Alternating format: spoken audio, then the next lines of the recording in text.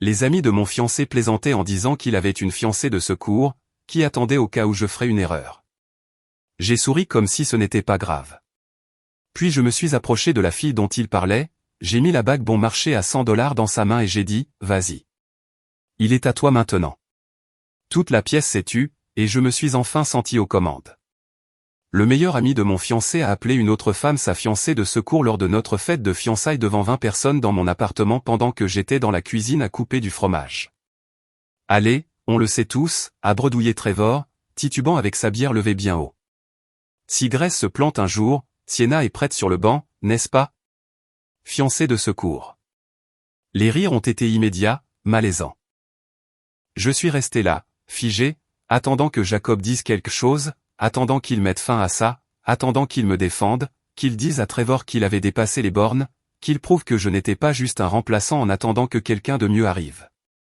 Il a ri. Mon fiancé, l'homme qui m'avait demandé en mariage 6 mois plus tôt avec une bague à $100 en disant que c'était ironique, est resté là et a ri pendant que son meilleur ami annonçait à tout le monde que j'étais remplaçable. Sienna, l'amie d'enfance dont il avait toujours juré qu'elle était comme une sœur, était assise sur mon canapé, souriant. Pas gêné, pas horrifié. S'il vous plaît. Ce sourire m'a dit tout ce que j'avais besoin de savoir. Alors, j'ai pris une décision. J'ai sorti la bague de fiançailles de la poche de ma veste, j'ai traversé la foule silencieuse et je l'ai remise directement à elle. Prends le relais, ma chérie. Il est tout à toi. Mais je m'emballe. Pour comprendre comment j'en suis arrivé à ce moment, comment j'ai fini par détruire ma propre fête de fiançailles devant tous ceux qui comptaient pour Jacob, vous devez savoir qui j'étais avant cette nuit. Vous devez connaître la vie que je pensais construire. Je m'appelle Grace Daniels. J'ai 31 ans et, jusqu'à il y a 3 nuits, je pensais avoir tout compris. Je suis graphiste, indépendante, ce qui signifie que je travaille à domicile en pyjama plus souvent que je ne l'admettrai en bonne compagnie. Et mon loft du centre-ville me sert aussi de bureau. Il est petit, mais il est à moi.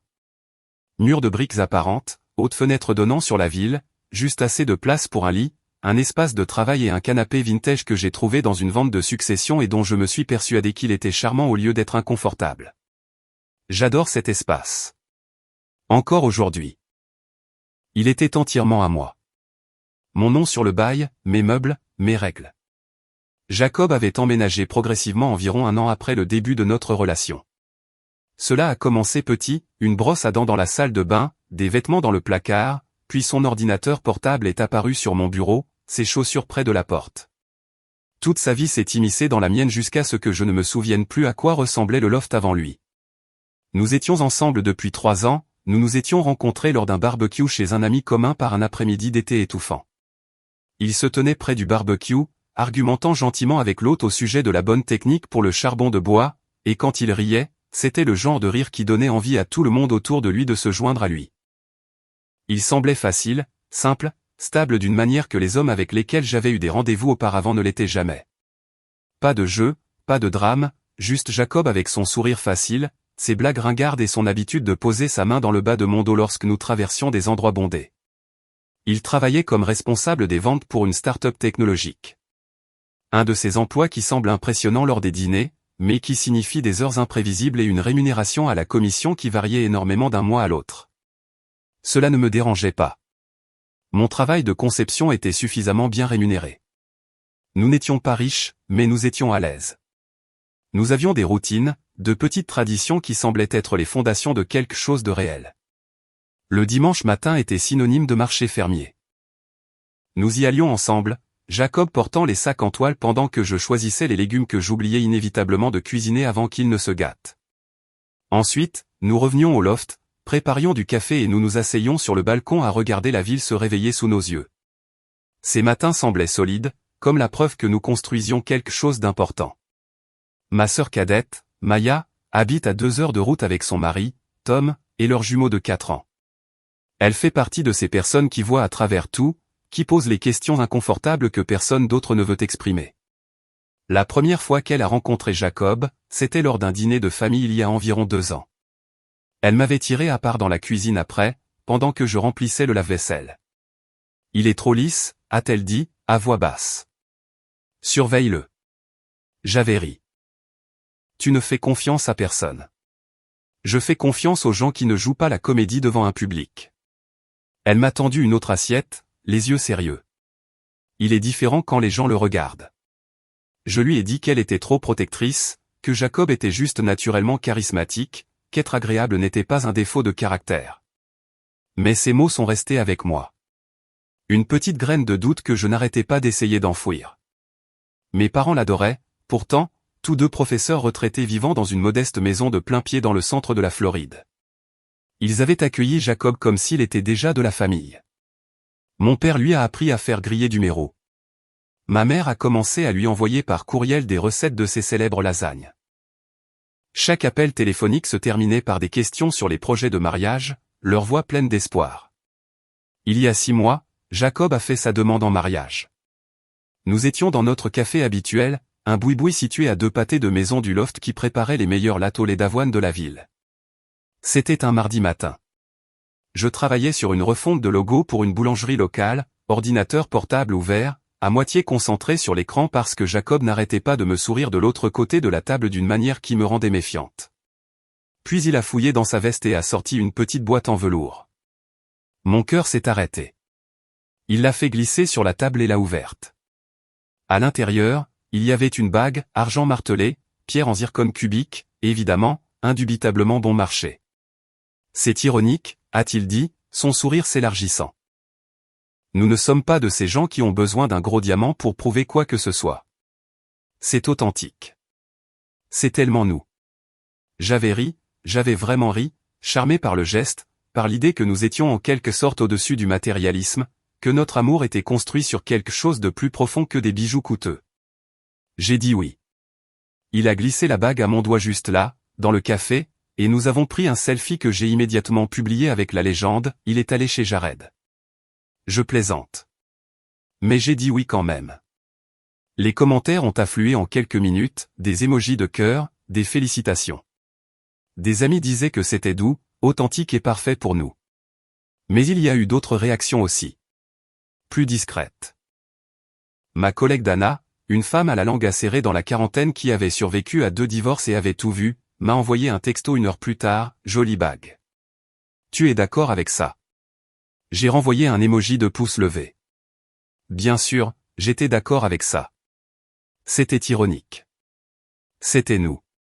Mais quand je lui ai montré la bague en personne le lendemain au bureau, elle a haussé un sourcil parfaitement arqué, n'a absolument rien dit et est retournée à son café. Ce silence disait tout ce que ces mots ne disaient pas. J'ai senti le doute vaciller alors, petit, à peine là. Mais je l'ai repoussé rapidement, je me suis dit que j'étais superficiel, que l'amour ne se mesurait pas à la taille d'une pierre ou au prix sur un reçu. Jacob était différent. C'est ce que je n'arrêtais pas de me dire. Il était réel. La planification de la fête de fiançailles est devenue plus compliquée que je ne l'avais prévu. Jacob voulait que ce soit décontracté, ses amis, mon loft, de la bière, du vin, rien d'extraordinaire. Sa mère, Eleanor, avait d'autres idées.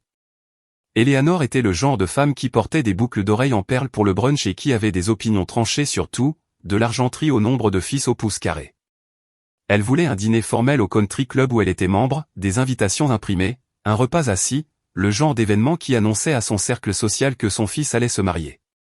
Eh bien, j'avais suggéré un compromis, un bon restaurant, quelque chose entre les deux.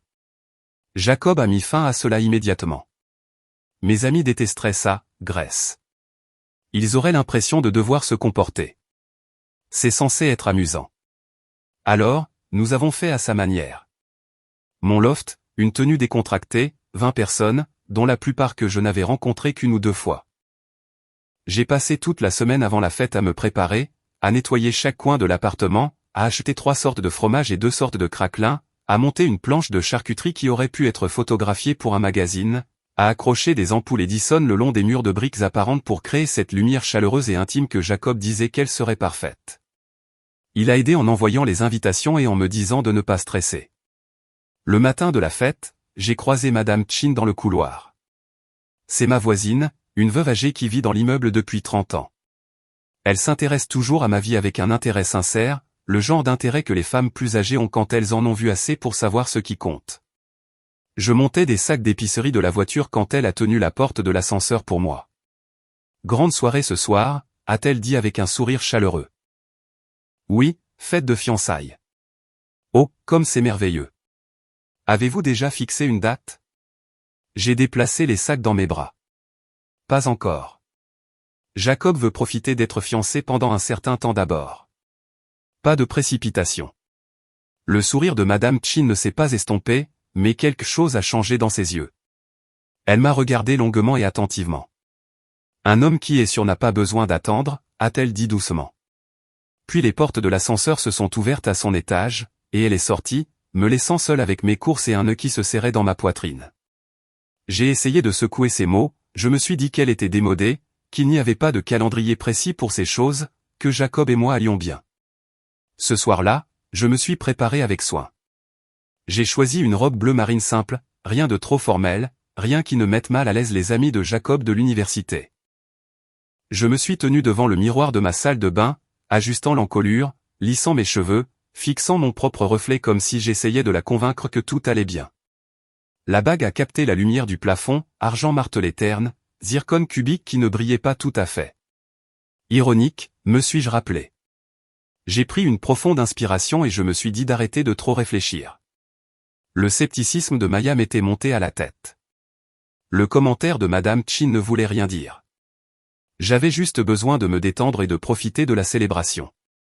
Mais alors que j'entendais le premier coup à la porte, que je forçais un sourire et que je l'ouvrais pour accueillir des inconnus dans ma maison, je ne pouvais pas faire taire la petite voix insistante qui chuchotait dans le fond de mon esprit. Quelque chose ne va pas.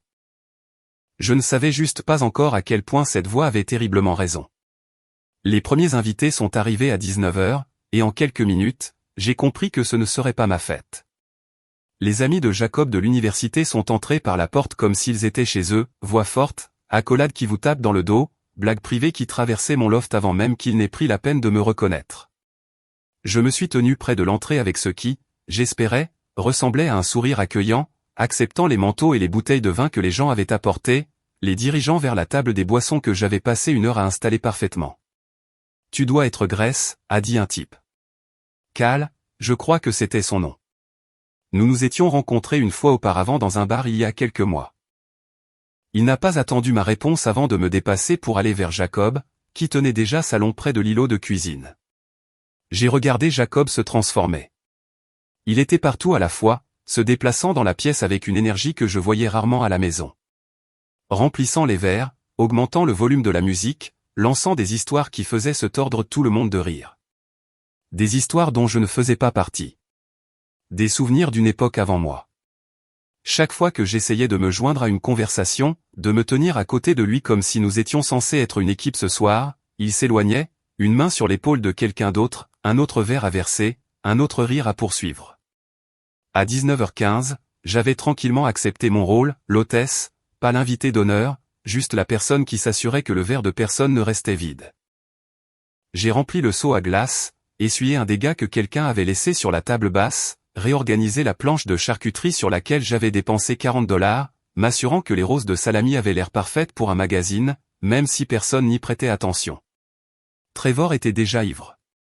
Je pouvais le voir à la façon dont il se balançait quand il gesticulait, au volume de sa voix qui montait avec chaque bière qu'il ouvrait. C'était le meilleur ami de Jacob de l'université, le type qui pensait encore que les cake stands étaient le summum de la réussite humaine, qui mesurait l'amitié au nombre d'histoires embarrassantes qu'il pouvait raconter sur vous en public. Il ne m'avait jamais aimé. Ou peut-être qu'il ne me voyait tout simplement pas. Quoi qu'il en soit, chaque histoire qu'il racontait semblait conçue pour rappeler à la pièce qu'il connaissait Jacob depuis plus longtemps, qu'il le comprenait mieux, qu'il avait revendiqué une version de lui à laquelle je n'aurais jamais accès. J'étais de retour dans la cuisine à trancher plus de cheddar quand j'ai entendu la porte s'ouvrir à nouveau. Je n'avais pas besoin de regarder pour savoir que c'était Sienna. Je pouvais le dire au changement dans la voix de Jacob, à la façon dont elle devenait plus douce, plus chaleureuse, différente. J'ai jeté un coup d'œil au-dessus de la planche à découper. Elle se tenait dans l'embrasure de la porte, vêtue d'une robe portefeuille noire qui semblait appartenir à une soirée cocktail au centre-ville, et non à un rassemblement décontracté dans un loft. Ses cheveux tombaient en vagues parfaites. Son sourire était confiant, facile, comme si elle était venue ici 1000 fois auparavant. Jacob a traversé la pièce en 4 grandes enjambées. Il l'a attirée dans une étreinte qui a duré trop longtemps. Sa main s'est attardée sur le bas de son dos. Il a ri, d'un rire éclatant et sans effort, et a dit quelque chose que je n'ai pas pu entendre qui l'a fait sourire. J'ai regardé le couteau à fromage dans ma main et je me suis concentré sur le mouvement. Tranche fine, coupe régulière, respire. La jalousie est peu attrayante. La jalousie est injuste. J'étais paranoïaque. Je l'ai répété comme un mantra, mais mes mains n'arrêtaient pas de trembler. La cuisine m'a soudainement semblé trop chaude, trop petite. Je pouvais entendre la voix de Sienna se mêler à celle de Jacob, ses amis la saluant comme si elle faisait partie du cercle restreint. Il l'était probablement. Elle les connaissait tous depuis plus longtemps que moi. Quand j'ai finalement rapporté la planche remplie dans le salon, Sienna était assise sur mon canapé. Jacob était assis à côté d'elle, son bras nonchalamment drapé le long des coussins du dossier, ne la touchant pas directement, mais proche. Trop proche. J'ai posé la planche sur la table basse, et personne n'y a même jeté un coup d'œil. La musique montait en puissance. Les conversations devenaient plus animées. Je flottais dans ma propre maison comme si j'étais invisible, ramassant les bouteilles vides, souriant quand quelqu'un me remerciait, me sentant plus seul que jamais, entouré de gens. Puis Trevor s'est levé. Il tanguait, agrippant sa bouteille de bière comme si elle le maintenait debout. Et tout le monde, a-t-il crié par-dessus la musique. Je veux porter un toast. Quelques personnes se sont retournées. Le volume a légèrement baissé. Mon estomac s'est serré sans savoir pourquoi. Jacob a ri depuis le canapé. Trevor, mec, assieds-toi. Non, non, c'est important. Trevor a levé sa bouteille plus haut, souriant comme s'il était sur le point de faire la performance de la soirée. À Jacob et Grace. Quelques personnes ont levé leur verre. J'ai senti la chaleur me monter au cou, ne sachant pas si je devais sourire ou disparaître dans la cuisine. Deux personnes qui prouvent, a continué Trevor, ces mots légèrement pâteux, que l'amour peut survivre à tout. Même au plan de secours de Jacob. Un rire nerveux a parcouru la pièce. Je suis resté complètement immobile. Le couteau à fromage était toujours dans ma main, oublié. Trevor s'est tourné vers Sienna, la pointant du doigt avec sa bouteille, son sourire s'élargissant. Allez, on le sait tous. Si Grace se sauve un jour, Sienna attend dans les coulisses depuis le lycée, non? Il a levé son verre plus haut, sa voix résonnant maintenant. Fiancée de secours, toujours prête. Le rire est venu plus fort cette fois. Quelqu'un a sifflé. Quelqu'un d'autre a applaudi. Et Sienna n'avait pas l'air horrifiée. Elle ne s'est pas opposée. Elle a souri. C'était petit, presque timide, mais indéniablement satisfait, comme si elle attendait depuis des années que quelqu'un le dise enfin à voix haute. J'ai regardé Jacob. Il ne me regardait pas. Il la regardait. Et son visage. Son visage a fait quelque chose que j'ai essayé de me convaincre que j'avais imaginé une centaine de fois auparavant, s'est adouci, de la même manière qu'il s'adoucissait au début, quand il me regardait, avant que tout ne devienne routine, confortable et tenu pour acquis. Une tendresse que je n'avais pas vue diriger vers moi depuis des mois. Puis il a ri. Ce n'était pas un rire pour étouffer l'affaire. Ce n'était pas un rire mal à l'aise du genre c'est allé trop loin. C'était juste un rire comme si c'était drôle. Comme si la blague de Trevor était inoffensive. Comme si je ne comptais pas assez pour être défendu. La pièce a continué de bouger autour de moi. Les gens ont repris leur conversation. La musique a gonflé à nouveau. Quelqu'un a pris une autre bière dans la glacière, mais j'avais l'impression d'être passé sous l'eau. Le son était étouffé. La vision s'est rétrécie. Ma poitrine s'est serrée. J'ai posé le couteau à fromage sur le comptoir très prudemment, comme si je bougeais trop vite, je pourrais me briser. Puis j'ai traversé la foule de manière tout à fait délibérée. Les conversations ont bégayé alors que je passais. Les gens ont remarqué. Les yeux ont suivi mes mouvements. Je pouvais sentir le changement dans la pièce, la prise de conscience soudaine que quelque chose se passait. J'ai fouillé dans la poche de ma veste, celle drapée sur la chaise près de la porte, et j'ai sorti la petite boîte en velours. Celle que je portais toute la nuit, celle que j'avais prévu de montrer plus tard avec un rire, en plaisantant sur à quel point elle nous ressemblait parfaitement. Je l'ai tenue dans ma paume, sentant le poids. Une zircone cubique à $100, argent martelé, la bague de fiançailles la moins chère que n'importe quelle femme que je connaisse ait jamais reçue et sur le point de devenir la chose la plus chère que j'ai jamais possédée parce qu'elle allait me coûter une relation, un avenir, toute une vie imaginée. Je suis allé directement vers Sienna. Elle a levé les yeux. Son sourire s'est estompé. Ses yeux se sont écarquillés. J'ai ouvert la boîte. La bague a attrapé la lumière de l'ampoule Edison, scintillant faiblement. Vas-y, ai-je dit. Ma voix était stable, égale, terriblement égale. Il est à toi maintenant. J'ai placé la boîte directement dans sa main. La pièce est devenue complètement silencieuse. Pas un silence gênant. Un vrai silence. Le genre où l'on peut entendre son propre battement de cœur. Sienna a regardé la bague, son visage passant par le choc, la confusion, l'horreur naissante. Grace, je ne voulais pas. Tu ne voulais pas. Quoi? J'ai interrompu doucement. Tu ne le pensais pas? Tu ne savais pas? J'ai souri, et je pouvais sentir à quel point il était acéré. Ou tu ne pensais pas que je l'entendrais vraiment? Jacob s'est frayé un chemin à travers la foule, son visage devenant rouge. Grace, qu'est-ce que tu fais? Je me suis tourné vers lui lentement, mettant fin à l'audition. Sa mâchoire s'est relâchée. C'était une blague. Vraiment? J'ai regardé autour de la pièce tous les visages qui me regardaient, parce que tout le monde ici semblait penser que c'était plutôt drôle. Même toi. Tu surréagis. Non, ai-je dit, et ma voix est tombée à quelque chose de froid et de définitif. J'en ai fini de réagir. Je suis allé à la porte et je l'ai ouverte en grand. La fête est finie, ai-je dit. Tout le monde dehors. Personne n'a bougé. Trevor a marmonné quelque chose. Allez, elle dépasse juste les bornes. J'ai répété plus fort. Ils ont commencé à se diriger vers la sortie. Certains semblaient s'excuser. Certains semblaient agacés. La plupart avaient simplement l'air mal à l'aise, désireux d'échapper à la pagaille que c'était devenu. Sienna se tenait figée, serrant toujours la boîte à bagues comme si elle pouvait exploser dans ses mains. Garde-la, ai-je dit quand elle a essayé de me la rendre. Apparemment, tu as attendu assez longtemps. Jacob a attrapé mon bras alors que la dernière personne se faufilait à travers la porte. Tu viens de m'humilier devant tout le monde. Je me suis dégagé brusquement. C'est drôle, c'est exactement ce que j'ai ressenti quand ton meilleur ami a appelé une autre femme ta fiancée de secours, et que tu as ri. Ce n'était pas comme ça. Alors, c'était comment, Jacob?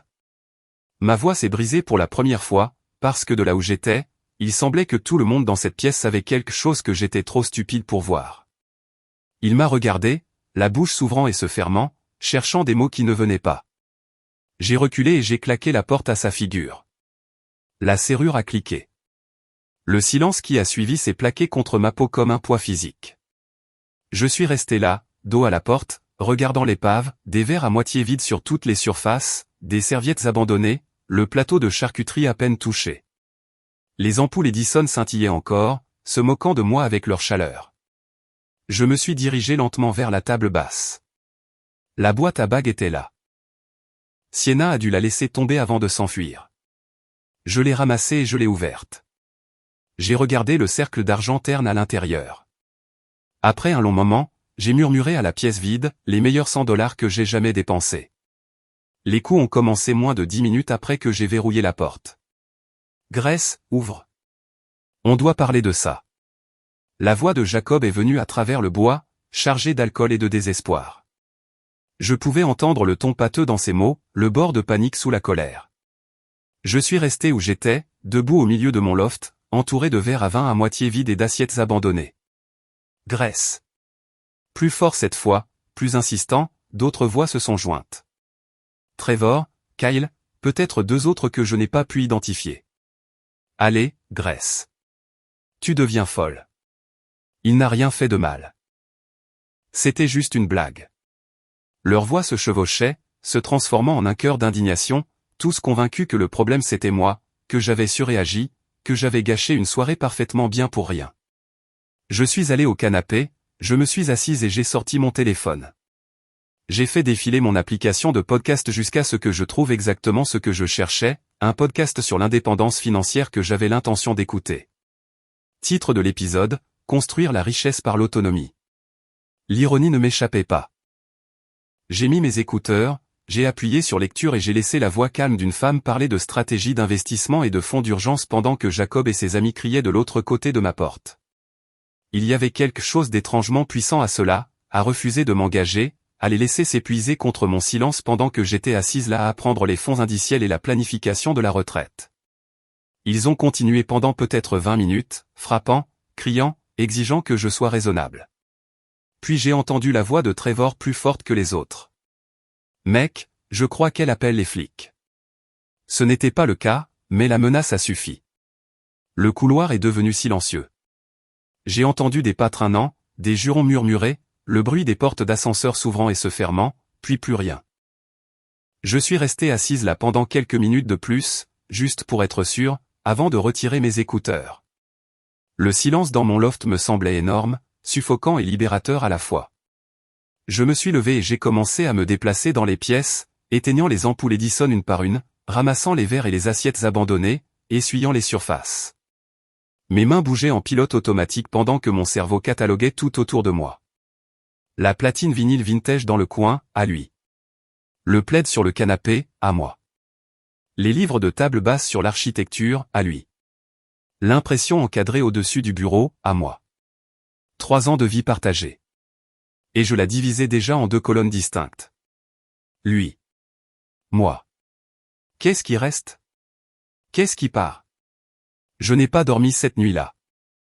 Je suis resté allongé dans mon lit à regarder le plafond, mon téléphone face contre terre sur la table de chevet, sentant le poids de ce que j'avais fait se déposer sur moi comme une lourde couverture. Je me suis réveillé avec 73 notifications. Le nombre brillait sur mon écran quand j'ai finalement pris mon téléphone à 7 heures du matin, plissant les yeux contre la lumière du matin qui entrait par les fenêtres. Des textos, des appels manqués, des messages vocaux, tous provenant du même groupe de personnes. J'ai d'abord fait du café, noir fort, le genre qui brûle en descendant. Puis je me suis assise sur le canapé et j'ai commencé à lire. Les messages de Jacob sont arrivés par vagues, le ton changeant à chaque fois. Je n'arrive pas à croire que tu as fait ça. Tu m'as humilié devant tout le monde. C'était une blague, Grace. Tu as de graves problèmes de confiance. Puis le chantage émotionnel a commencé. Tu jettes 4 ans pour rien. Je pensais que tu étais mieux que ça. Tout le monde pense que tu es instable. Et enfin, la manipulation. Je reste chez Trevor. J'espère que tu es contente. Ma mère est dévastée. Elle n'arrive pas à croire que tu as fait ça à notre famille. Je les ai tous fait défiler, regardant le schéma se répéter. Colère, culpabilité, manipulation, colère à nouveau. Il y avait aussi des messages de ses amis. Trevor, comme prévu, me disant que j'avais surréagi. Kyle disant que je devais des excuses à Jacob. Quelqu'un qui s'appelait Derek dont je me souvenais à peine m'a traité de dramatique. Puis il y avait Sienna. Grace, je suis tellement désolé. Je ne voulais pas que tout ça arrive. S'il te plaît, appelle-moi. Je l'ai regardée pendant longtemps. Elle ne voulait pas que ça arrive. Comme si elle n'avait eu aucun contrôle sur le fait de sourire quand Trevor a fait sa blague de fiancée de secours.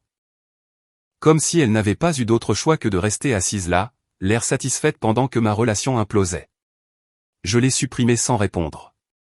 Le pire message, cependant, venait d'Eleanor. La mère de Jacob avait toujours été polie avec moi de cette manière particulière dont les femmes riches le sont quand elles tolèrent à peine votre présence, des sourires crispés, des compliments ambigus sur mon style bohème ou mon loft pittoresque. Son texto était court et brutal. J'ai toujours su que tu avais une veine vindicative. Jacob mérite mieux que cette humiliation. Je l'ai lu 2 fois, laissant la piqûre s'installer, puis j'ai fait quelque chose qui me semblait mieux que tout ce que j'avais fait depuis des mois. J'ai commencé à bloquer des numéros. Jacob. Trevor. Kyle. Derek, et 3 autres personnes dont je connaissais à peine les noms. Bloqué. Bloqué. Bloqué. Eleanor. J'ai survolé son nom pendant une seconde, puis j'ai appuyé sur le bouton. Bloqué. Chaque clic me faisait me sentir plus légère. Libre. Au moment où j'ai terminé mon café, mon téléphone était silencieux. À 9 heures du matin, j'ai appelé un serrurier. Safeguard Security. Une voix rauque a répondu. Bonjour, j'ai besoin que toutes mes serrures soient changées. Aujourd'hui, si possible. Il y a eu une pause, le bruit de la frappe. On peut envoyer quelqu'un là-bas vers 10 heures. Adresse? Je la lui ai donnée. Une raison particulière à cette urgence, a-t-il demandé, pas méchamment. Mauvaise rupture, ai-je dit simplement. Ouais, on peut faire ça. Un gars nommé Tom sera là dans 1 heure. Tom est arrivé à exactement 10 heures. Un homme aux larges épaules dans la cinquantaine avec des yeux doux et une boîte à outils qui semblait avoir vu des décennies d'utilisation. Vous êtes la mauvaise rupture, a-t-il demandé en posant son équipement. C'est moi. Il a hoché la tête, examinant déjà la serrure existante. Vous seriez surpris du nombre d'appels que nous recevons. C'est une sage décision de les changer rapidement. Ça évite beaucoup de problèmes par la suite. Je l'ai regardé travailler, la manière méthodique dont il a enlevé l'ancienne quincaillerie, installé le nouveau pen dormant, l'a testé plusieurs fois pour s'assurer qu'il était sécurisé. Celle-ci est haute sécurité, a-t-il dit en me montrant le mécanisme. Ça coûte un peu plus cher, mais ça vaut le coup. Impossible à crocheter facilement. Impossible à forcer. Si quelqu'un veut entrer, il aura besoin de votre clé ou d'un bélier. Parfait, ai-je dit. Quand il m'a tendu les nouvelles clés, j'ai senti quelque chose changer, quelque chose de définitif. C'était mon espace maintenant, pleinement, complètement à moi. Après le départ de Tom, je me suis tenu au milieu de mon loft et j'ai regardé autour de moi. Ça ne ressemblait plus à la maison. Ça ressemblait à une scène de crime, des preuves d'une vie à laquelle j'avais cru éparpillée sur toutes les surfaces. J'ai attrapé une pile de cartons dans le placard de rangement et je me suis mis au travail. Les vêtements d'abord. J'ai sorti toutes les affaires de Jacob du placard, des cintres, des tiroirs de la commode, des t-shirts qui sentaient encore son eau de Cologne, des jeans que j'avais lavés une centaine de fois, le blazer qu'il portait aux entretiens d'embauche, dans le carton. J'ai étiqueté « vêtements ». Les articles de toilette ensuite. Son rasoir, sa crème à raser, le nettoyant pour le visage cher dont il avait insisté sur le fait qu'il en valait le prix. Tout est allé dans un autre carton. Puis les choses plus difficiles, la couverture lestée qu'il avait achetée après avoir lu un article sur un meilleur sommeil, la platine vinyle vintage qu'il avait trouvée dans un marché aux puces et promis de restaurer mais ne l'a jamais fait, la collection de capsules de bière artisanale qu'il avait conservée pour un vague projet futur. Carton après carton, j'ai emballé 3 ans de vie partagée. Je les ai étiquetés avec une honnêteté brutale qui se sentait bien d'une manière sombre, électronique, illusion, mensonge divers. J'ai trouvé la photo encadrée de Noël dernier quand je fouillais dans la bibliothèque. Nous deux chez mes parents en Floride, leur palmier décoré de lumière en arrière-plan. Le bras de Jacob autour de moi, nous deux souriant comme si nous le pensions vraiment. J'ai regardé cette photo pendant longtemps, me souvenant de ce voyage, à quel point mes parents l'avaient aimé, à quel point je pensais que nous étions heureux. Je l'ai mise dans le carton étiqueté mensonge et j'ai continué à emballer. À midi, j'avais 8 cartons empilés près de la porte. Puis j'ai trouvé quelque chose que je n'attendais pas. J'étais en train de vider le tiroir de sa table de chevet quand mes doigts ont effleuré une carte glissée sous de vieux reçus et des câbles de chargement. Je l'ai sortie. Une carte d'anniversaire. Papier cartonné cher. Des fleurs en relief sur le devant. Je l'ai ouverte, à celui qui a toujours été là. Pas signé, pas envoyé, mais daté d'il y a 2 semaines. Mes mains ont commencé à trembler. Pas de colère, de clarté. Ce n'était pas une blague que Trevor avait inventée sur le coup. Ce n'était pas un plan de secours qui n'existait que dans les toasts d'ivrogne. C'était réel, délibéré, un modèle que j'avais été trop confiante ou trop effrayée pour voir. J'ai mis la carte dans le dernier carton et je l'ai scellée. Les coups sont arrivés vers 2 heures cet après-midi.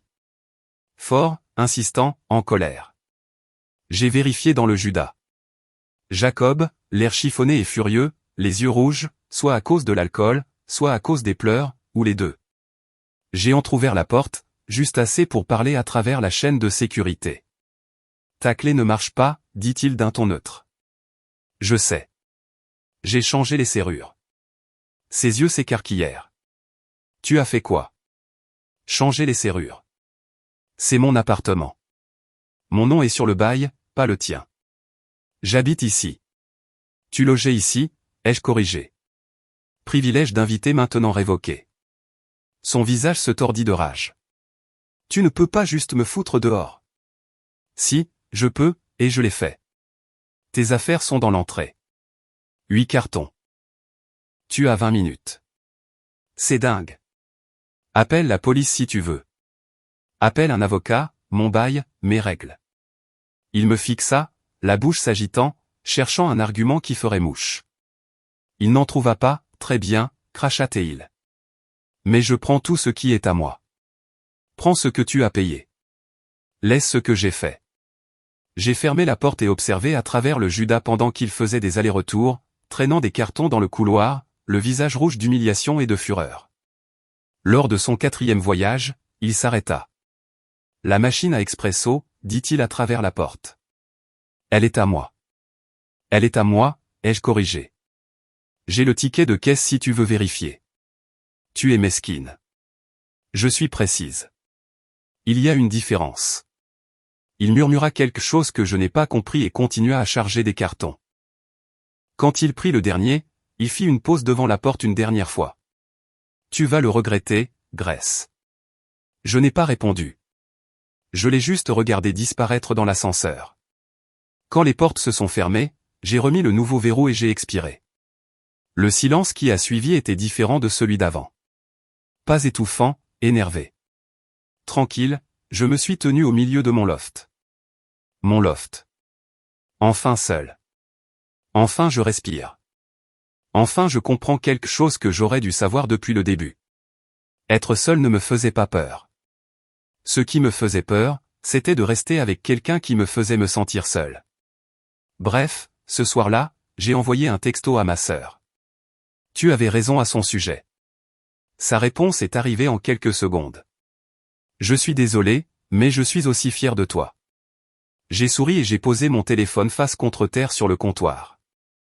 Puis je me suis versé un verre de vin et je me suis assise sur mon canapé dans le silence. Juste moi et les lumières de la ville devant ma fenêtre. Et pour la première fois depuis 3 ans, cela me suffisait. 2 jours se sont écoulés sans un mot de Jacob. 2 jours calmes, presque paisibles, où j'ai commencé à croire que c'était peut-être vraiment fini. Peut-être qu'il l'avait accepté. Peut-être qu'il était passé à autre chose. J'ai travaillé sur une refonte du logo pour un nouveau client, une librairie locale qui cherchait à se refaire une beauté. J'ai fait de longues promenades dans le quartier. J'ai cuisiné un vrai dîner, des pâtes aux légumes que j'avais achetées au marché fermier, et je les mangeais à ma table au lieu de le manger debout au-dessus de l'évier.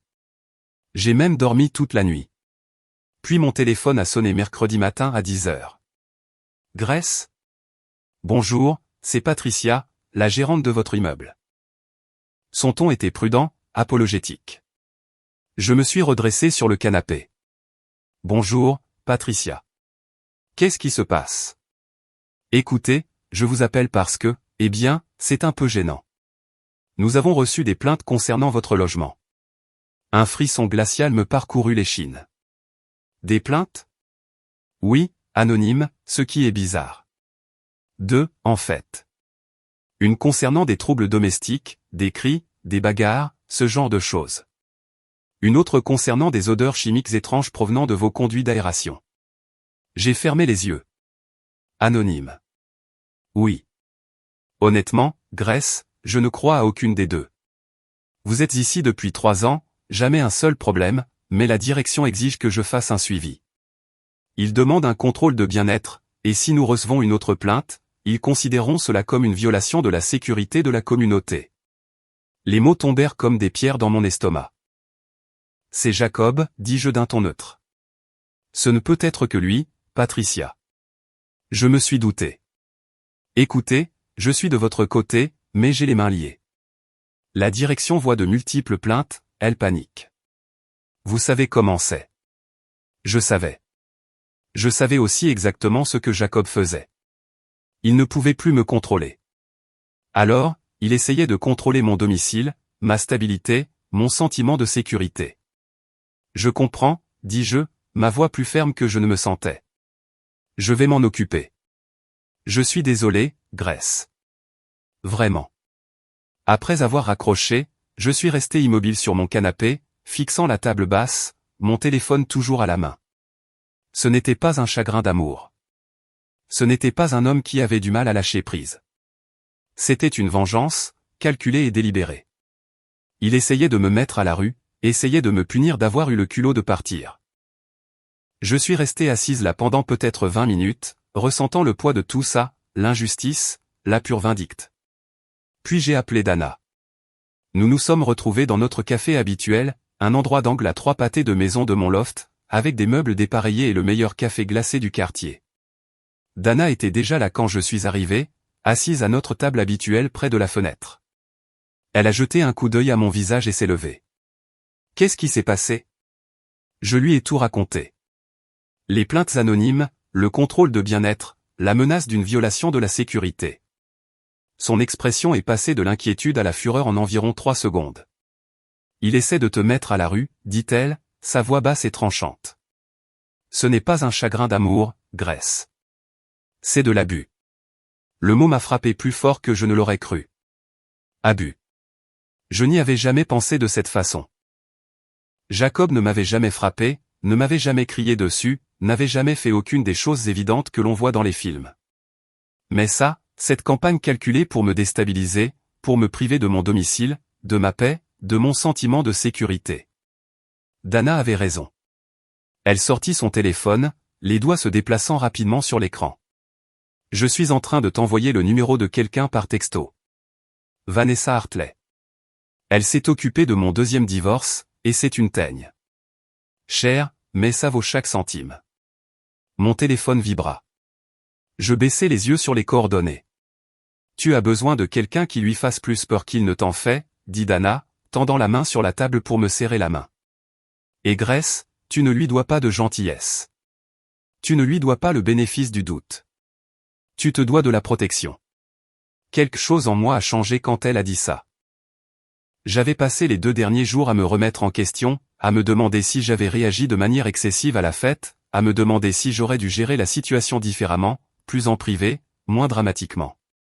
Mais assise là avec Dana, l'entendant nommer ce qui se passait, j'ai ressenti quelque chose que je n'avais pas ressenti depuis cette nuit-là. La clarté. Ce n'était pas moi qui avais fait quelque chose de mal. Et j'en avais fini de me défendre dans ma propre tête. Le cabinet de Vanessa Hartley se trouvait dans une tour de verre du centre-ville. Tout en ligne moderne et fenêtres du sol au plafond donnant sur la ville. Je suis arrivé à 14h le lendemain, les nerfs faisant trembler légèrement mes mains alors que je prenais l'ascenseur jusqu'au 14e étage. La réceptionniste m'a fait entrer dans une salle de conférence élégante. Vanessa apparut un instant plus tard, la quarantaine, veste ajustée, cheveux tirés en un chignon sans chichi. Elle me serra la main avec une poigne qui en disait long. Grace, Dana dit beaucoup de bien de vous. Asseyez-vous. Je me suis assise. Elle s'est assise en face de moi, a sorti un bloc-notes et a cliqué sur son stylo. Racontez-moi tout depuis le début. Alors, je l'ai fait. Je lui ai raconté la fête de fiançailles, le toast de Trevor, le fait de remettre la bague à Sienna, les coups à ma porte, les numéros bloqués, les serrures changées, Jacob qui récupérait ses affaires. Et puis je lui ai parlé des plaintes anonymes. Vanessa ne m'a pas interrompu une seule fois. Elle s'est contentée de prendre des notes, son expression neutre, mais ses yeux perçants, suivant chaque détail. Quand j'ai eu terminé, elle s'est adossée à sa chaise. Comportement de représailles classique, dit-elle simplement. Il essaie de vous déstabiliser parce que vous lui avez enlevé son contrôle. Les plaintes anonymes sont destinées à menacer votre logement, votre stabilité, votre sentiment de sécurité. L'entendre le dire aussi simplement a rendu la chose réelle d'une manière qu'elle ne l'avait pas été auparavant. Nous allons officialiser ça, continua Vanessa. Lettre de mise en demeure, courrier recommandé. Nous l'enverrons à Jacob et à toute autre personne présente ce soir-là qui pourrait continuer le harcèlement. Je clignai des yeux. Comme qui? L'ami qui a fait le toast, la femme qui était censée être le plan de secours, quiconque a été en contact avec vous depuis la rupture, essayant de faire pression sur vous ou de le défendre. Trevor Finn, nous précisons que tout contact ultérieur, direct ou indirect, sera considéré comme un motif d'action en justice. Harcèlement, diffamation, si les fausses plaintes continuent, nous créons une piste écrite. Elle commença à taper sur son ordinateur portable, ses doigts volant sur les touches. Cela va vous coûter environ $400 pour la consultation et le service. Ça vaut le coup? Je n'ai pas hésité. Oui. Elle acquiesça, toujours en train de taper. Bien. Est-ce qu'il est comme ça? Il recule quand il réalise que vous n'avez pas peur. Quand il réalise que vous avez des documents et une représentation légale, ils se nourrissent du fait de vous faire réagir. Nous allons leur enlever ce pouvoir. Elle imprima la lettre 20 minutes plus tard et en lut des portions à haute voix. Le langage était précis, même terrifiant. Elle détaillait le faux rapport de police que Jacob avait essentiellement déposé en amenant des policiers à ma porte. Elle désignait les plaintes anonymes comme du harcèlement. Elle avertissait que tout contact ultérieur, direct ou indirect, serait documenté et traité comme une preuve dans un éventuel litige civil. Nous enverrons des copies à Jacob, Trevor et Sienna, dit Vanessa. Le tout en courrier recommandé avec accusé de réception. Ils sauront que vous êtes sérieuse. J'ai signé les formulaires d'autorisation, j'ai fait un chèque de $400. En le lui remettant, Vanessa me lança un regard à la fois d'empathie et d'admiration. Vous faites la bonne chose, dit-elle. Beaucoup de personnes dans votre situation essaient juste d'attendre que ça passe. Espérez que ça s'arrête. Mais l'espoir n'est pas une stratégie. La documentation, si. Quand je suis rentré chez moi, je me suis assise à mon ordinateur portable et j'ai rédigé un courriel à Patricia et à la direction de l'immeuble. Je l'ai gardé clair, professionnel, factuel. J'ai résumé la situation, mon ex-conjoint, expulsé du domicile après la fin de la relation, déposait maintenant de fausses plaintes anonymes en représailles. J'ai joint une copie de la lettre de mise en demeure. J'ai précisé que je prenais ces faux signalements au sérieux, que j'avais une représentation légale et que toute plainte ultérieure devait être immédiatement transmise à moi et à mon avocat. J'ai mis le siège social de la direction de l'immeuble en copie. Puis je l'ai relu 3 fois, en m'assurant que chaque mot était juste, et j'ai cliqué sur « Envoyer ». Au moment où le courriel est parti, j'ai senti quelque chose changer en moi. Je ne réagissais plus. J'agissais, je documentais, je protégeais, je constituais un dossier. J'ai appelé Maya ce soir-là, assise sur mon balcon avec un verre de vin, les lumières de la ville scintillant en contrebas. J'ai engagé un avocat, lui ai-je dit. Il y eut une pause. Puis sa voix se fit entendre, forte et fière. C'est ma fille. Tu n'es pas la victime ici, Grace. C'est toi qui es parti. Ne l'oublie pas, j'ai souri, regardant la ville.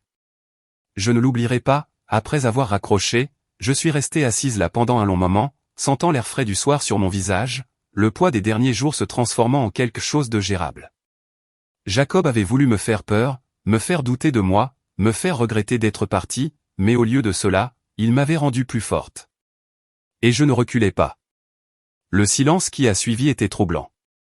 3 jours se sont écoulés après que Vanessa a envoyé les lettres de mise en demeure. Puis 4, puis 5. Pas de texto, pas d'appel, pas de coup de poing rageur à ma porte, pas de nouvelles plaintes à Patricia, rien. J'ai continué à attendre que l'autre chaussure tombe, que Jacob fasse quelque chose de dramatique et de vindicatif, mais le silence s'est étiré comme une respiration retenue. Je me suis surprise à vérifier mon téléphone compulsivement. Chaque notification faisait bondir mon cœur. Chaque numéro inconnu me nouait l'estomac. J'ouvrais ma boîte de réception en m'attendant à des menaces ou à des messages de colère et je ne trouvais que des correspondants professionnels et des courriels promotionnels de magasins où j'avais fait des achats une fois. La paranoïa était pire que le harcèlement réel ne l'avait été. Au moins, quand il se vengeait activement, je savais à quoi j'avais affaire. Le silence ressemblait à une stratégie, comme s'il planifiait quelque chose que je ne pouvais pas voir venir. Mais lentement, prudemment, j'ai commencé à revenir à la normale. J'ai ouvert les fenêtres un matin, laissant l'air frais envahir le loft pour la première fois depuis des semaines. J'ai mis de la musique pendant que je travaillais. Rien de triste, juste de la pop indé entraînante qui rendait l'espace plus lumineux. J'ai cuisiné de vrais repas, poulet et légumes rôtis, pâtes à la sauce maison, des choses qui nécessitaient plus qu'un micro-ondes et qui avaient un bon goût. Mon travail de pigiste a également repris. Un nouveau client m'a contacté. Une petite boulangerie du quartier qui cherchait à se refaire une beauté. La propriétaire, une femme nommée Sophie dont le tablier était perpétuellement saupoudré de farine, voulait quelque chose de chaleureux et d'accueillant, quelque chose qui ressemblait à la maison. Je me suis lancé à fond dans le projet, en esquissant des logos, en jouant avec des palettes de couleurs, en me perdant dans la résolution créative des problèmes qui m'avaient attiré vers le design en premier lieu. Cela me semblait presque étranger après des semaines de guerre émotionnelle, comme si j'avais oublié ce que c'était que d'être normal. Un après-midi, j'étais debout dans ma cuisine en train de faire du café quand j'ai réalisé que j'avais passé 1 heure entière sans penser à Jacob. 1 heure entière. La lumière du soleil entrait à flot par les hautes fenêtres, capturant les poussières dans l'air. Mon ordinateur portable était ouvert sur le comptoir, affichant 3 variantes de logo pour la boulangerie.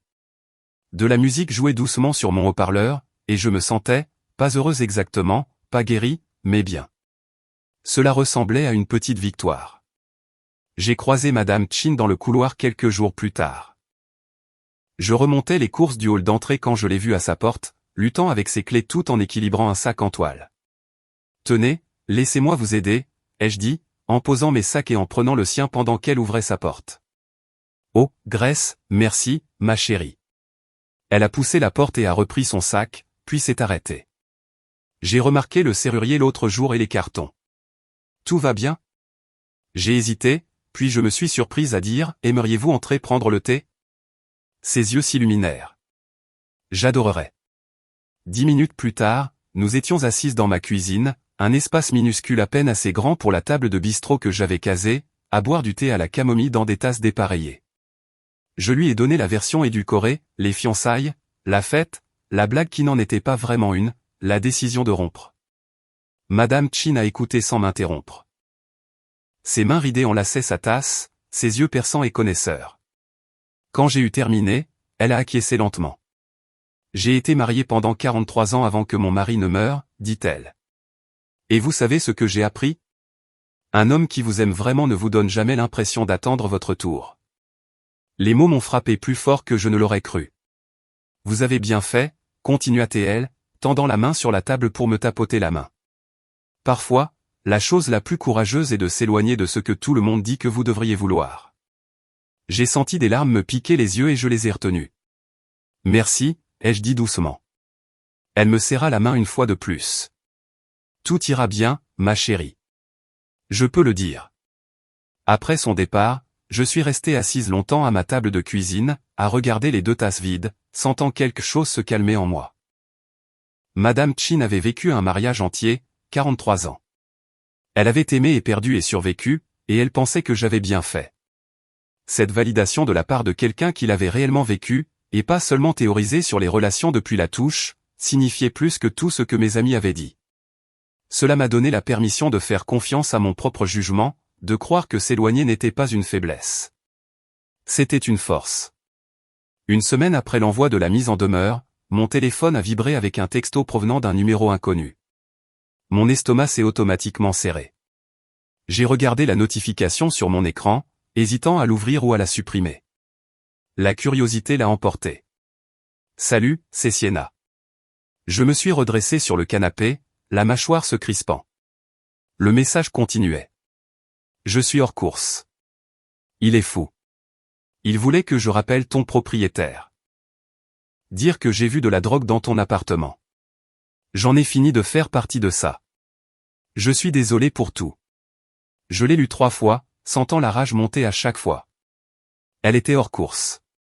Elle en avait fini de faire partie de ça. Comme si elle avait été une participante involontaire, comme si elle n'avait pas souri à la blague du fiancé de secours de Trevor, comme si elle n'avait pas envoyé de texto à Jacob à minuit pendant des mois, comme si elle n'avait pas attendu dans les coulisses, comme Trevor l'avait dit. Et maintenant, elle voulait que je sache qu'elle avait failli déposer un autre faux rapport, mais qu'elle avait décidé de ne pas le faire. Et d'une manière ou d'une autre, cela faisait d'elle une bonne personne. Il était désolé pour tout. Tout, comme si un texto pouvait défaire l'humiliation, la trahison, les mois où je m'étais convaincu que j'étais paranoïaque en remarquant ce que tout le monde savait apparemment déjà. J'ai regardé le message, mes mains tremblant légèrement, imaginant tout ce que je pourrais dire. Je pourrais lui dire exactement ce que je pensais de ses excuses. Je pourrais lui demander depuis combien de temps elle attendait que Jacob soit célibataire. Je pourrais souligner que le fait d'en avoir fini de faire partie de ça n'était arrivé qu'après avoir reçu une lettre juridique, et non après une quelconque épiphanie morale. Mais assise là, le pouce planant au-dessus du clavier, j'ai réalisé quelque chose. La culpabilité de Sienna n'était pas mon problème à gérer. Sa conscience n'était pas ma responsabilité.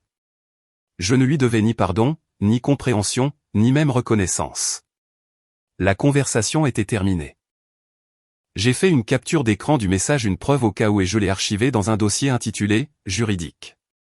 Puis j'ai supprimé le texto sans répondre. C'était mieux que tout ce que j'aurais pu dire. Le lendemain matin, mon téléphone a sonné. Un numéro connu, encore. J'ai failli ne pas répondre, mais quelque chose m'a fait décrocher. Bonjour, Grace. C'est Richard, le père de Jacob. Bien sûr que c'était lui. Je me suis assise lentement sur mon canapé, ma main libre agrippant la coudoir. Monsieur Caldwell, ai-je dit d'un ton égal. Que puis-je faire pour vous? Sa voix était douce, travaillée. Le ton d'un homme habitué à négocier, à obtenir ce qu'il veut par le charme plutôt que par la force. Je sais que les choses se sont mal terminées entre vous et Jacob. Je n'appelle pas pour m'immiscer dans tout ça, mais il a mentionné que vous aviez toujours sa machine à expresso, celle qu'il utilise tous les matins. Il souffre terriblement du dos sans aile, et j'ai pensé que nous pourrions peut-être trouver un arrangement. J'ai failli rire. La machine à expresso. Pas d'excuse pour le comportement de son fils, pas d'inquiétude quant au harcèlement, juste une demande de restitution d'un bien dont Jacob prétend avoir besoin. La machine à expresso que j'ai achetée, ai-je dit calmement, avec ma carte de crédit. Celle que Jacob avait promis de me rembourser, mais ne l'a jamais fait. Silence à l'autre bout du fil. J'ai continué, ma voix ferme. Elle a coûté 350 $. Je serais heureuse de la laisser dans le couloir pour lui dès que j'aurai reçu le paiement. 350 $? La voix de Richard était maintenant tranchante. Pour une machine d'occasion? Pour ma machine, ai-je corrigé, qu'il veut récupérer. Une autre longue pause. Je pouvais pratiquement l'entendre calculer, décider si cela valait la peine de se battre. Très bien, dit-il finalement. Je vais vous faire un Venmo. Ça marche. Je lui ai donné mon identifiant Venmo et j'ai raccroché. 2 minutes plus tard, mon téléphone a fait ping. Richard Caldwell vous a versé 350 $ pour une machine à expresso. J'ai sorti la machine du placard où je l'avais rangée, je l'ai portée dans le couloir et je l'ai posée devant ma porte. Puis je suis rentré, j'ai envoyé un texto à Richard, elle est dans le couloir, et j'ai verrouillé ma porte. Je suis resté debout à mon Judas à attendre. 20 minutes plus tard, les portes de l'ascenseur se sont ouvertes. Jacob est sorti, se déplaçant avec raideur, le visage soigneusement neutre. Il a ramassé la machine sans regarder ma porte, sans s'arrêter, sans reconnaître que je pouvais l'observer. Il est remonté dans l'ascenseur. Les portes se sont fermées et il a disparu. Je me suis éloigné du Judas et j'ai souri. Il m'avait finalement payé 350 $ pour me faire disparaître de sa vie. Et je n'avais jamais été aussi heureuse d'être rachetée. Je suis allé à mon canapé, je me suis assise et j'ai regardé autour de mon loft. Calme. Mon loft. Pour la première fois depuis des semaines, je ressentais quelque chose qui ressemblait à la paix. Les semaines qui ont suivi ont été calmes d'une manière que je n'avais pas connue depuis des années. Pas de texto tard le soir me demandant où j'étais. Pas de commentaires passifs-agressifs sur la façon dont je passais mon temps. Pas le sentiment d'avoir besoin de me justifier de regarder une émission que Jacob trouvait stupide ou de commander de la nourriture qu'il prétendait être trop épicée. J'ai dormi en diagonale sur le lit, les membres éparpillés dans toutes les directions, occupant tout l'espace que je voulais. J'ai regardé 3 saisons d'une émission de pâtisserie britannique que Jacob avait toujours dédaignée, en mangeant de la crème glacée directement du pot à minuit. J'ai commandé de la nourriture thaïlandaise avec du piment en plus et je l'ai mangée sur mon canapé sans que personne ne se plaigne de l'odeur. Petit plaisir, minuscule liberté, ils se sont ajoutés à quelque chose qui ressemblait à la paix. Mon travail a également repris. Le projet de branding de la boulangerie a conduit à une recommandation, qui a conduit à un autre client, qui a conduit au courriel qui a tout changé sur le plan professionnel. Un organisme local à but non lucratif appelé Open Harvest, axé sur les jardins communautaires urbains, m'a contacté pour savoir si je serais intéressé par une refonte complète de leur image de marque, logo, site web, matériel promotionnel, un contrat de 6 mois avec la possibilité d'un travail continu. J'ai rencontré leur directrice créative, une femme nommée Lisa avec des mèches argentées dans les cheveux et les mains tachées de peinture, qui dirigeait l'organisation comme une dictature bienveillante. Elle avait parcouru mon portfolio attentivement, posant des questions sur mon processus, mon inspiration, pourquoi j'avais fait certains choix de conception. À la fin de la réunion, elle s'était adossée à sa chaise et avait souri. « Vous avez un œil particulier pour la narration authentique », avait-elle dit. La plupart des designers essaient trop d'être intelligents. Vous vous contentez de dire la vérité. C'est rare. J'ai signé le contrat 2 jours plus tard. Le travail était stimulant au meilleur sens du terme. La résolution créative de problèmes qui m'obligeaient à penser différemment, à dépasser les choix sûrs et à trouver quelque chose de réel. Cela m'a rappelé pourquoi j'étais tombée amoureuse du design en premier lieu. Un week-end, je suis allé rendre visite à Maya et aux jumeaux. Les garçons avaient maintenant 4 ans, des boules d'énergie chaotiques qui transformaient sa maison en un terrain de jeux de jouets éparpillés et de négociations criées. J'ai passé l'après-midi à construire des tours de blocs qu'ils ont immédiatement détruites, à lire le même livre d'images 17 fois et à faire semblant d'être un monstre qu'ils pouvaient vaincre avec des épées en mousse. Après qu'ils se soient couchés, Maya et moi nous sommes assises dans sa cuisine à boire du café qui avait refroidi il y a des heures. Elle m'a observé par-dessus le bord de sa tasse, ses yeux perçants comme seuls les yeux des sœurs peuvent l'être. « Tu as l'air différente », dit-elle finalement. « Différente comment ? Plus légère, comme si tu avais porté quelque chose de lourd et que tu l'avais enfin posé. » J'ai pensé à ça, je l'ai retourné dans ma tête. Elle avait raison. Le poids que je portais n'était pas seulement la relation. C'était l'effort constant de me faire plus petite, d'éditer mes opinions pour qu'elles correspondent aux siennes, de faire semblant que la nourriture thaïlandaise n'était pas ma préférée parce qu'il ne l'aimait pas, de sauter des émissions que je voulais regarder parce qu'il ferait des commentaires qui vidaient toute la joie de ces dernières. J'avais passé 3 ans à rétrécir pour m'intégrer dans l'espace que Jacob avait décidé que je devrais occuper. Et maintenant, seul dans mon loft, je reprenais ma taille réelle. Oui, ai-je dit doucement. Je pense que tu as raison. Maya tendit la main sur la table et me serra la main. Bien. Tu mérites de prendre de la place, Grace. Toute la place. Le texto de Kara est arrivé un mardi soir. Je travaillais sur le logo de Open Harvest, en jouant avec différentes dispositions de feuilles et de textes, quand mon téléphone a vibré sur le bureau. Kara et moi avions été amis à l'université, nous étions restés proches pendant quelques années après, puis nous nous étions éloignés quand j'ai commencé à sortir avec Jacob. Ce n'était pas délibéré, juste l'érosion lente qui se produit quand quelqu'un de nouveau prend tout votre temps et votre énergie. Je n'avais pas eu de nouvelles d'elle depuis au moins 1 an. Je pensais que tu devrais savoir, Jacob et Sienna sont ensemble officiellement. Ils ont commencé à sortir ensemble environ 2 semaines après votre rupture. Désolé. J'ai regardé le message, attendant que la douleur me frappe. La trahison, la confirmation que j'avais eu raison de soupçonner, raison de m'inquiéter, raison de sentir que quelque chose n'allait pas. Mais ce qui est venu à la place était quelque chose d'inattendu. Le soulagement. J'ai répondu par texto. Merci de me l'avoir dit. Puis je me suis assise avec cette pensée. 2 semaines après notre rupture, ce qui signifiait qu'ils s'étaient mis ensemble presque immédiatement, ce qui signifiait que les sentiments avaient été là depuis le début, mijotant sous chaque excuse de elle est comme une sœur. Chaque texto de minuit, chaque étreinte trop longue, ce qui signifiait que chaque fois que Jacob avait rejeté mes inquiétudes, m'avait dit que j'étais paranoïaque, m'avait fait me sentir folle de remarquer, il avait menti. La carte d'anniversaire que j'avais trouvée dans son tiroir prenait soudainement tout son sens, à celle qui a toujours été là. Non parfumé parce qu'il avait changé d'avis, non parfumé parce qu'il attendait le bon moment, attendant que je sois hors de l'équation. Le plan de secours n'était pas une blague. C'était toujours le vrai plan. J'étais juste trop confiante pour le voir. J'ai appelé Dana. Barre sur le toit. 1 heure. C'est moi qui offre, ai-je dit quand elle a décroché. C'est à ce point bon ou à ce point mauvais. Honnêtement, je n'en suis pas encore sûr. Nous nous sommes rencontrés dans un endroit du centre-ville avec des guirlandes lumineuses et une vue sur la ligne d'horizon de la ville. Dana était déjà là quand je suis arrivé. 2 verres de vin sur la table. Parle, dit-elle, en faisant glisser l'un vers moi. Je lui ai parlé du texto de Car, de Jacob et Sienna, de la chronologie. L'expression de Dana est passée de la surprise à quelque chose qui ressemblait plus à de la justification. Je savais que c'était un lâche, dit-elle en secouant la tête. Il n'a même pas pu rompre avec toi avant de passer à autre chose, il a dû te garder comme filet de sécurité pendant qu'il essayait de savoir si elle allait réellement vouloir de lui. J'ai pris une longue gorgée de vin, laissant cela s'imprégner. La blague du fiancé de secours, dis-je lentement. À la fête, Trevor ne l'inventait pas. Tout le monde le savait. Ils savaient tous qu'il avait des sentiments pour elle. C'est pour ça que Sienna souriait comme ça. C'est pour ça que Jacob la regardait de cette façon.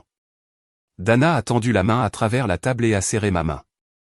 Et c'est pour ça que tu as traversé cette pièce et que tu lui as tendu la bague, parce que quelque part au fond de toi, tu le savais aussi. J'ai hoché la tête, sentant la vérité de cela s'installer dans mes os. Dana a levé son verre.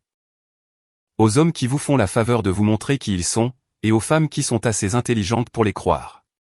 J'ai fait teinter mon verre contre le sien et j'ai bu. Quelque chose a changé à ce moment-là. Le récit dans ma tête a changé. Ce n'était plus j'ai été humilié à ma propre fête de fiançailles. C'était je me suis échappé avant d'épouser la mauvaise personne. Le fait que Jacob et Sienna se soient mis ensemble n'était pas une trahison, c'était une confirmation. Chaque instinct que j'avais ignoré, chaque inquiétude dont je m'étais convaincu du contraire, chaque moment où j'avais senti que quelque chose n'allait pas, j'avais eu raison depuis le début.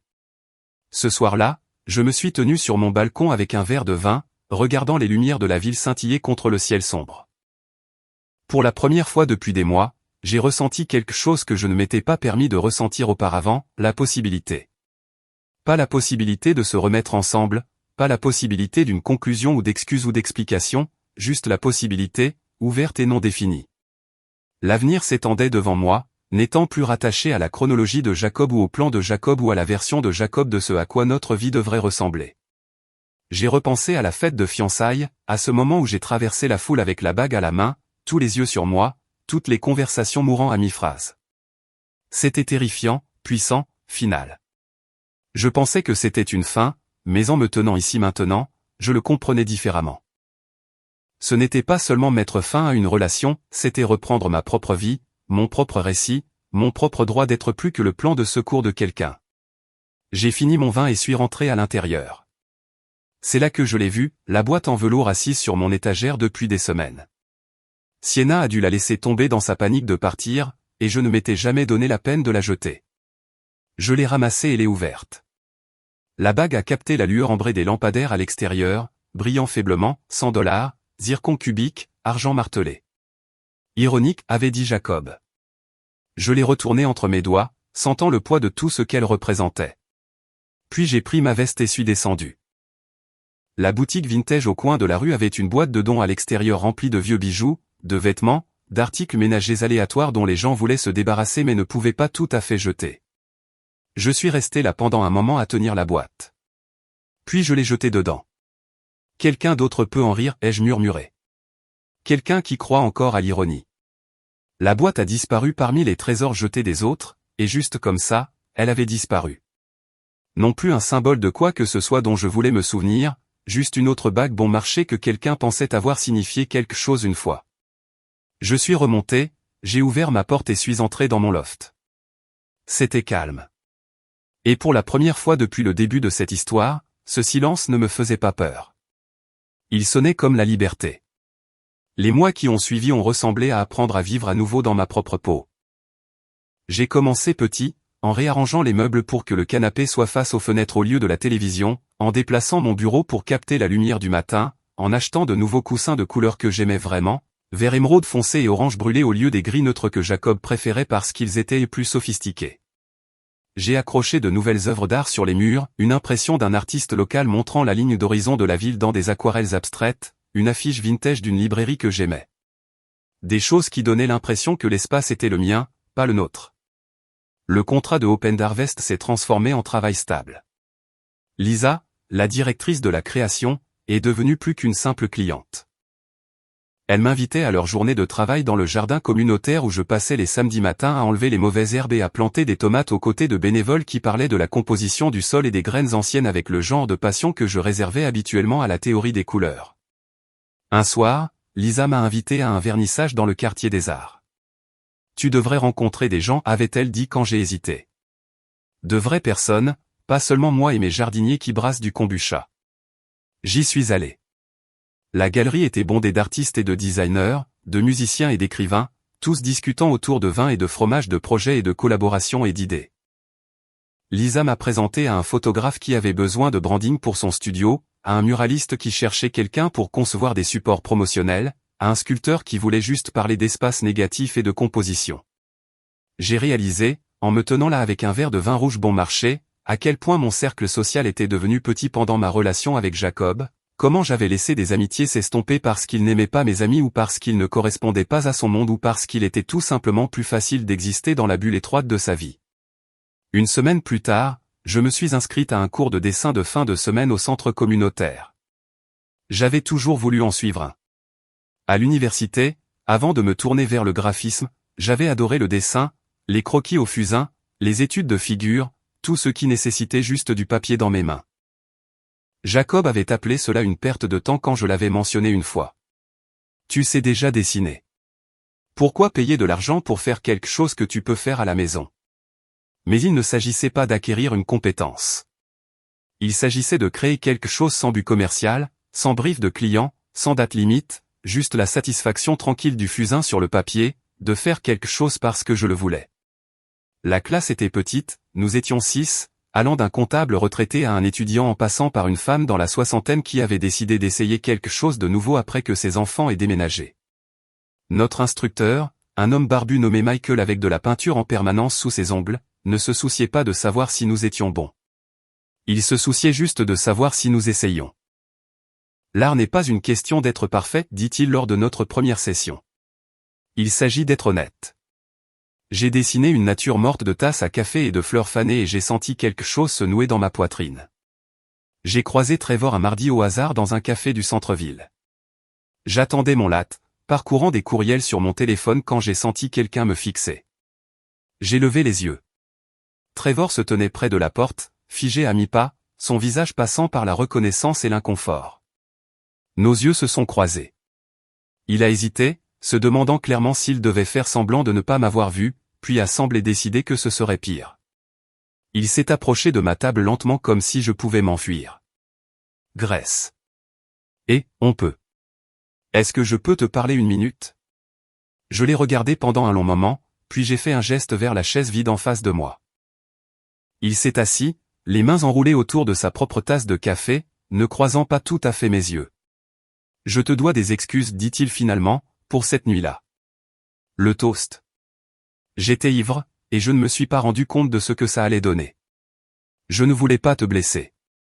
J'ai étudié son visage, j'y ai vu un véritable embarras, peut-être même de la honte, mais j'ai aussi vu autre chose, quelque chose qui me disait que son regret ne concernait pas vraiment le fait de me blesser.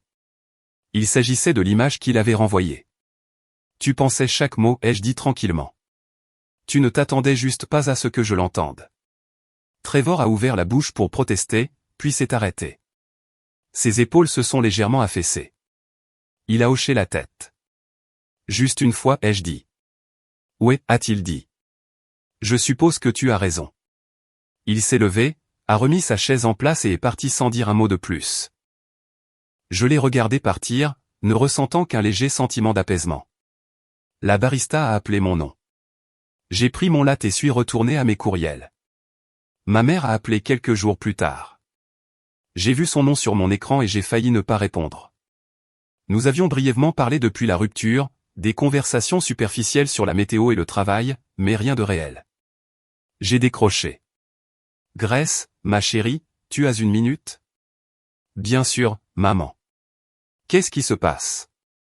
Il y a eu une pause, du genre qui signifie qu'elle se préparait à cette conversation depuis un certain temps. Pourquoi ne m'as-tu pas parlé de Jacob? Sa voix était blessée, confuse. J'ai dû apprendre de Maya que vous deux aviez rompu il y a 3 mois. Pourquoi ne le dirais-tu pas à ta propre mère? J'ai fermé les yeux, me penchant en arrière contre mon canapé. C'était compliqué, maman. Compliqué comment? Lui as-tu même donné une chance de s'expliquer? As-tu envisagé une thérapie? Grace, les relations demandent du travail. Tu ne peux pas simplement rejeter un homme bien à cause d'un malentendu. La vieille impulsion s'est levée pour me défendre, pour expliquer, pour justifier mes choix jusqu'à ce qu'elle comprenne. Mais quelque chose en moi avait changé. Je n'avais pas besoin qu'elle comprenne. J'avais juste besoin de dire la vérité. Il avait des sentiments pour quelqu'un d'autre, ai-je dit simplement. Je n'allais pas rester pour être son deuxième choix. Silence, long et lourd, puis un soupir. Tu es plus forte que je ne l'étais à ton âge, dit finalement ma mère, sa voix plus douce. Je suis resté dans des choses que j'aurais dû quitter. Je pensais que c'était ce qu'on était censé faire. Quelque chose dans ma poitrine s'est relâché. Je t'aime, maman. Je t'aime aussi, ma chérie. Nous avons raccroché et je suis resté assise là pendant un moment, sentant le poids de cette conversation s'installer. Nous ne serions jamais pleinement d'accord. Elle penserait probablement toujours que j'aurais dû essayer plus fort, que j'aurais dû être plus patiente, que j'aurais dû me battre pour cela. Mais pour la première fois, j'étais d'accord avec cette distance. Ces choix ne m'appartenaient pas. Je les ai vus ensemble un samedi matin au marché fermier. J'y étais allé tôt comme je le faisais toujours, un panier à la main, planifiant mentalement quels légumes j'allais réellement cuisiner cette semaine. Je regardais les tomates anciennes quand je les ai vues de l'autre côté de l'allée, Jacob et Sienna ensemble. Mon cœur s'est emballé, automatiquement et de manière indésirable. Mon premier réflexe a été de faire demi-tour, de partir, d'éviter la gêne. Mais ensuite, quelque chose d'obstiné en moi a dit non. C'était mon marché, ma tradition du samedi. Je n'allais pas modifier mon chemin pour eux. J'ai continué à marcher. Ils étaient au stand de fleurs, Sienna tenant un bouquet de tournesol tandis que Jacob se tenait à côté d'elle, sa main reposant sur le bas de son dos, de la même manière qu'elle reposait sur le mien. J'ai attendu que la douleur frappe, la jalousie, la trahison. Au lieu de cela, je n'ai ressenti qu'une légère curiosité. Je me suis demandé combien de temps cela durerait, si elle finirait par remarquer les mêmes choses que moi, la façon dont il rejetait ses opinions, la façon dont il faisait en sorte que tout le concerne, la façon dont il avait besoin d'être au centre de chaque pièce. Sienna m'a vu en premier. Ses yeux se sont écarquillés. La panique a traversé son visage. Elle a touché le bras de Jacob, un geste rapide et urgent. Il s'est retourné. Nos yeux se sont croisés à travers le marché. C'était étrange, comme voir quelqu'un que je connaissais dans un rêve, reconnaissance sans connexion, familiarité sans sentiment. J'ai hoché la tête une fois, poli, impersonnel. Puis je me suis tourné vers la vendeuse d'herbe et j'ai acheté du basilic et du romarin, lui demandant la meilleure façon de les conserver frais, et écoutant son explication détaillée sur la façon de tailler les tiges et de changer l'eau. La normalité de la transaction ressemblait à une victoire. Quand j'ai jeté un coup d'œil en arrière, ils étaient partis. J'ai terminé mes courses, j'ai acheté un bouquet de fleurs sauvages pour moi et je suis rentré chez moi en marchant dans les rues ensoleillées, me sentant plus légère que je ne l'avais été depuis des années. Cet après-midi-là, j'ai arrangé les fleurs dans un vase sur le comptoir de ma cuisine, j'ai préparé des pâtes avec le basilic que j'avais acheté et je les ai mangées sur mon balcon en regardant la ville bouger en contrebas. Le ciel était clair, l'air était chaud, mon loft était calme, et pour la première fois depuis aussi longtemps que je pouvais m'en souvenir, je n'attendais rien. Je n'attendais pas que Jacob change, je n'attendais pas un apaisement, je n'attendais pas que quelqu'un d'autre valide mes choix. J'étais juste là à vivre, à avancer, à construire quelque chose de nouveau à partir des morceaux de ce que j'avais laissé derrière moi. Et cela semblait suffisant. 6 mois après la fête de fiançailles, je me suis réveillé un samedi matin dans le silence. Pas le genre oppressant, pas le genre solitaire, juste le calme. Une douce lumière d'automne filtrait à travers mes fenêtres, transformant tout dans le loft en or. Je me suis étiré à travers le lit, dormant toujours en diagonale, occupant toujours tout l'espace que je voulais, et je n'ai ressenti que du contentement. J'ai préparé du café comme je l'aimais, fort avec juste un peu de lait d'avoine. Pas de compromis, personne ne commentant que c'était trop amer ou ne suggérant d'essayer quelque chose de plus sucré. J'ai emmené ma tasse sur le balcon, enveloppée dans mon pull surdimensionné préféré, celui avec les trous dans les manches que Jacob avait toujours dit me faisait ressembler à une étudiante. J'aimais ce pull. La ville se réveillait en dessous de moi, des joggeurs matinaux sur les trottoirs, quelques voitures qui passaient, le café au coin de la rue qui allumait juste ses lumières. Je suis resté assise là à regarder tout cela et j'ai réalisé quelque chose. Je n'avais pas vérifié mon téléphone compulsivement depuis des semaines, je ne m'étais pas demandé ce que Jacob faisait ou avec qui il était ou s'il pensait à moi. Je m'en fichais tout simplement plus. L'anxiété qui avait vécu dans ma poitrine pendant des mois, peut-être des années, avait disparu. J'ai sorti mon téléphone, non pas pour vérifier les messages, mais pour regarder mon calendrier, brunch avec Dana à 11h, cours de dessin à 14h, peut-être faire un saut chez Maya dans la soirée si j'avais envie de conduire. Une journée bien remplie, une vie bien remplie. Cela ne ressemblait en rien à ce que j'avais imaginé quand Jacob et moi planifions notre avenir ensemble. Cela avait l'air mieux, plus authentique, plus le mien. J'ai fini mon café et suis rentré à l'intérieur pour me préparer. J'ai rencontré Marcus dans un café près du quartier des Arts à 10h. Lisa nous avait présenté au vernissage il y a 2 mois. C'était un ami du mari de Lisa, un professeur d'anglais au lycée avec des yeux gentils et une tendance à parler de ses élèves comme d'autres personnes parlaient de leurs propres enfants. C'était notre 3e rencontre, des rendez-vous café qui ne s'appelaient pas encore des rendez-vous, même si nous savions tous les deux ce qu'ils devenaient. Marcus était déjà là quand je suis arrivé, assis à une table d'angle avec 2 capuccinos qui attendaient. J'ai fait une supposition sur ta commande, dit-il en se levant pour me faire la bise. Lait d'avoine, c'est ça? Parfait. Merci. Nous nous sommes assis, et il s'est lancé immédiatement dans une histoire sur sa classe de 2e année tentant de jouer Roméo et Juliette. Ils ont réécrit la fin, dit-il en souriant. Roméo se réveille avant que Juliette ne meure. Ils ont une conversation très moderne sur la communication et la thérapie, et ils décident de simplement s'enfuir ensemble et de lancer un podcast. J'ai ri, le genre de rire authentique et facile qui ne nécessite pas de performance ou d'effort.